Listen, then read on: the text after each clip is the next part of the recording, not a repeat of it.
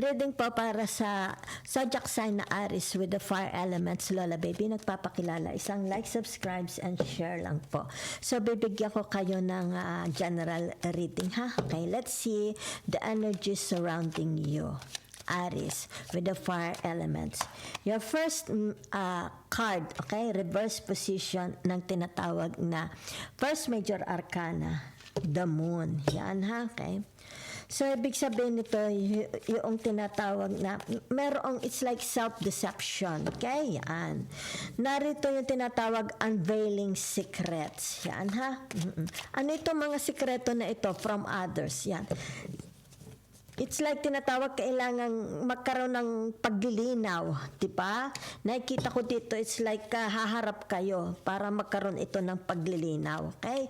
Kung ano man itong sekreto, di ba? Maybe it has something to do about corruption, di ba? Yan, pang-aabuso ng tinatawag power, di ba? Yan, it's like tinatawag you are aware of this, di ba? So, narito ang tinatawag na the Ten of Wands in reversed position, di ba? Insurmountable problems. Yan, ha? Ano ito? Yan. Nararanasan ninyo. Okay? Yan.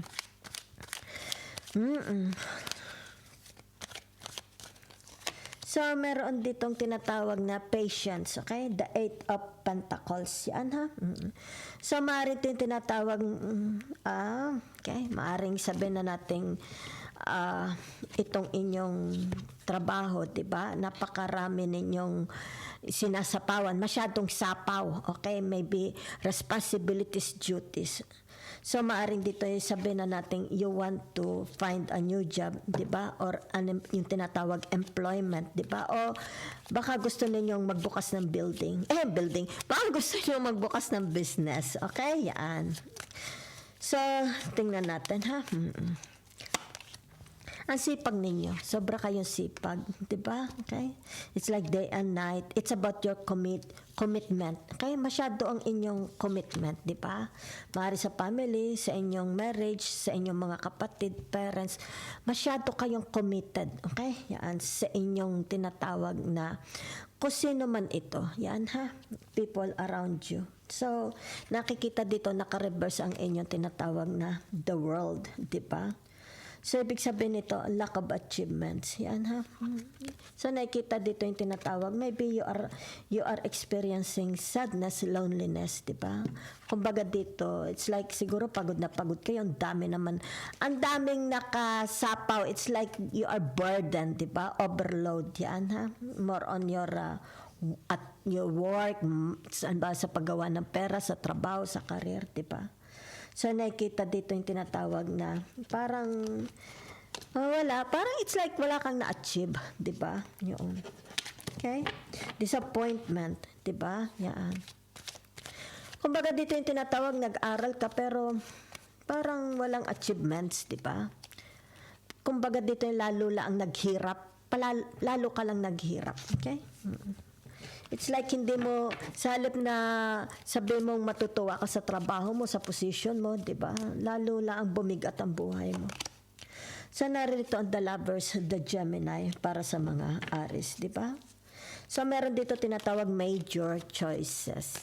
You have to make. Okay? Tinatawag pagpipilian. Pumili ka na. It's about major choices. Yan, ha? So, maaaring ito sabihin na natin sa trabaho, di ba? Siguro, i-give up mo na ito. Maaaring gusto mong mag-put up na lang ng business, di ba? Yan. Okay? Or find a new job. Kasi dito, di ba? Okay? Hirap ka dito di ba? Yan. Hindi ka umunlad, di ba? There is no productivity, di ba? Hindi ka mag-grow. Yan, ha? So, maybe ibig sabihin nito, kailangan magdesisyon ka na. Okay? Dumating ka na sa turning point of your life. I need a change, okay?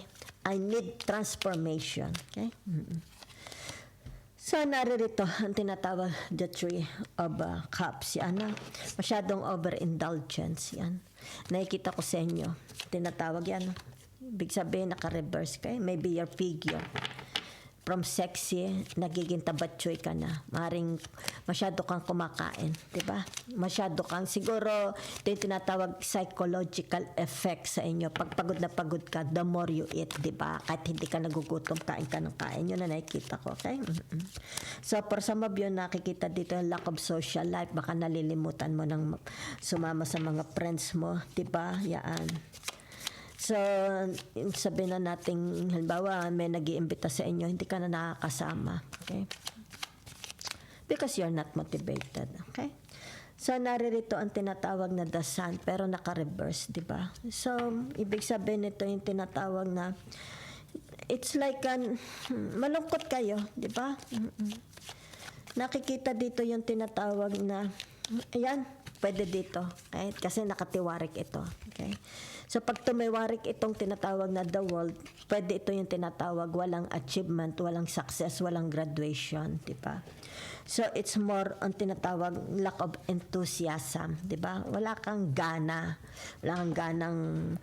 Kasi narito di ba, overindulgence. Yan. Yun ang nawa ko, overindulgence. Wala kang gana, so maaring dito sabihin natin, nakaupo ka na lang, di ba, or nakahiga ka na lang, o kain ka na ng kain, or hindi ka na liligo, di ba? Wala kang exercise, di ba? Yan. So, nakikita lack of enthusiasm. Okay? So, maaring dito yung tinatawag na either a failure sa trabaho, di ba? Maaring you will resign or kumbaga wala na, okay? Walang energy. So let's see, okay? Other energy para sa mga Aries, okay? No, yan ha, naka-reverse ang inyong tinatawag na temperance, okay? So ibig sabihin nito yung tinatawag na clashing, okay? Yan. Sino ang clashing? Yan. Sino ka-clashing nyo dito? Yung tinatawag hindi nyo makasundo, di ba? Palagi ninyong siguro halimbawa, palitan ng salita, di ba? Yan. So, meron ditong tinatawag na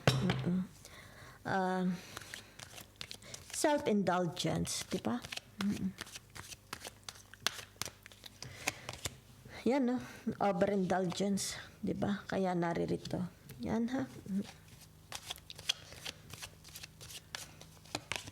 Wait muna, ha? The Seven of Pentacles, okay? So, ibig sabihin nito, whatever is this, kung ano ito, di ba? Maybe your job, okay? Or sa inyong employment, self-employment, trabaho.